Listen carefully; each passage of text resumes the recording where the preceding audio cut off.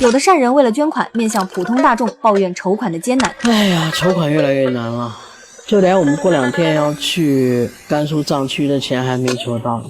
多少钱？200万。现在没有人愿意捐钱。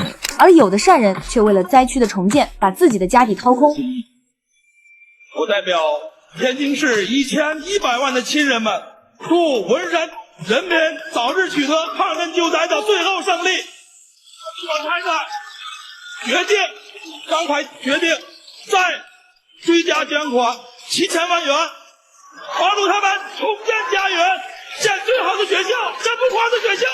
加上之前已经捐的1000万，这个叫张祥清的男人已经为汶川地震砸了1.1个亿。而这个一掷千金的钢铁大亨，其实是从唐山地震的废墟里爬出来的孤儿。1976年7月28日凌晨3点42分，唐山大地震，仅仅23秒，24万人就永远沉睡在了那个黑夜。那年张祥清才7岁，正依偎着妈妈睡觉，天崩地裂的那一刻，妈妈一把他护在身下，用自己的身体挡住了塌下来的房梁。等解放军把他从废墟里扒出来的时候，妈妈浑身是血，身体已经硬了，不到3个月，重伤的父亲也走了。一夜之间，7岁的张祥清成了孤儿，一大家子靠大哥大嫂撑着，生活拮据到2块钱的学费都要挨家挨户去借。15岁那年，张祥清开始背着编织袋上街捡破烂、割猪草、卖冰棍，什么能挣钱干什么。后来政府照顾他，让他进了当地一家炼铁厂当炉钳工，他成了厂里最小的工人。1988年，张祥清娶了张荣华，2个人的婚礼很简单，日子也苦。张祥清卖豆腐、卖早点，张荣华帮着做豆腐，还缝补衣服、贴补家用。1991年，张祥清终于凑了点钱，加上岳父和哥姐拼凑的18000，一头扎进了废钢生意。只是第一笔买卖，他轻信别人，进了一批质量不行的货，血本无归。不过张祥清作为从废墟里爬出来的人，字典里根本没有认输2个字。他天天北京唐山2头跑，傍晚从北京押货出发，到家凌晨3、4点，早上7、8点起床卖货，当天夜里再赶去北京。就这么熬了2年。1993年，张祥清赚到了人生第1个300万。有了本钱，他不甘心只做中间商，开始自己建厂。1994年建顺达冶金原料厂，1998年成立特种钢材公司